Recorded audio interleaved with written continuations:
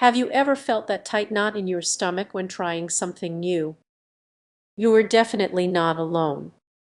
Ignoring that fear might actually be what's holding you back from incredible growth. Many people think fear is something we just need to conquer, but there's a hidden danger in suppressing it. This can quietly sabotage your journey of self-improvement, often without you even realizing it. Imagine this: you've just landed a big presentation at work. Instead of acknowledging that creeping anxiety, you push it down, convincing yourself you're fine. But what if that very act of ignoring your feelings undermines your performance? What if it's the reason you freeze when it's your turn to speak? Let's explore why we often dismiss our fears.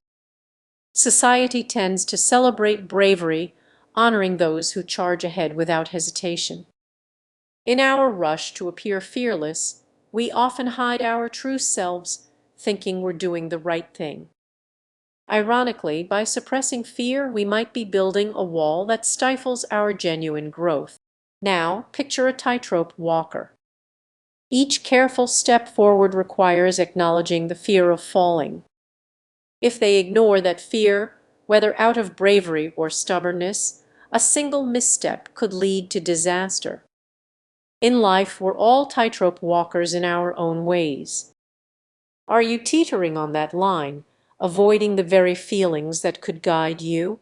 Here's where it gets tricky.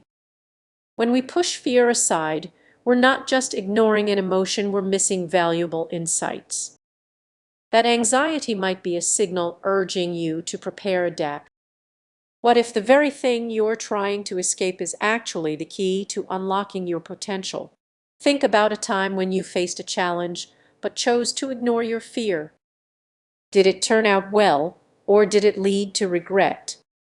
Those moments of avoidance can accumulate, resulting in a larger sense of unease and self-doubt.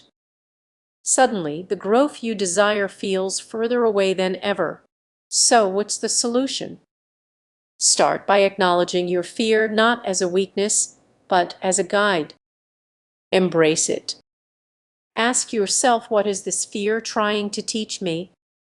By listening to that inner voice, you can turn anxiety into a catalyst for change. As we wrap this up, take a moment to reflect on your own fears. Are you suppressing them in the name of self-improvement? Remember, those feelings aren't just obstacles, they are essential pieces of the puzzle. If you can begin to embrace rather than ignore them, you might find that the growth you seek is closer than you think. If you found value in this perspective, consider exploring more about fear management. You might discover that the path to your best self starts with a single, honest acknowledgement. What if I told you that suppressing fear might actually be what's holding you back? Many of us believe that ignoring anxiety shows strength, but what if it doesn't? Each time you push that fear aside, you might be setting the stage for a much bigger issue.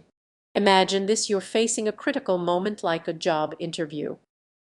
Your heart races, but instead of acknowledging that fear, you push it down, convincing yourself you're fine.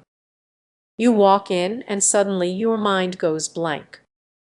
What could have been a chance for growth turns into a missed opportunity. This is just a on-off situation, it can become a pattern. Each time anxiety creeps in, you silence it, thinking you're building resilience. But what's really happening beneath the surface? That fear is trying to tell you something important. It's a warning signal that you're stepping outside your comfort zone. Ignoring it means risking valuable lessons that could help you move forward. Sure, here's the tightened version of your script chunk. No, consider how this plays out in your relationships. You sense some tension with a friend or partner, but you brush it off, pretending everything is okay. What happens next? Those unresolved issues simmer beneath the surface, waiting to explode when you least expect it. Here's the kicker: suppressing fear does just affect you in the moment. It creates layers of unresolved feelings that can hold back your growth. You are not just avoiding discomfort, you are blocking your potential. When you constantly dodge fear, you might unintentionally develop a fear of failure.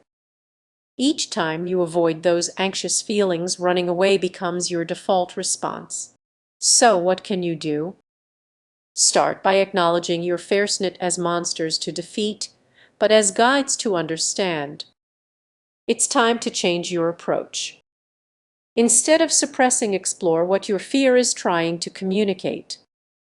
The next time anxiety arises, take a moment to sit with it and ask yourself, what am I really afraid of?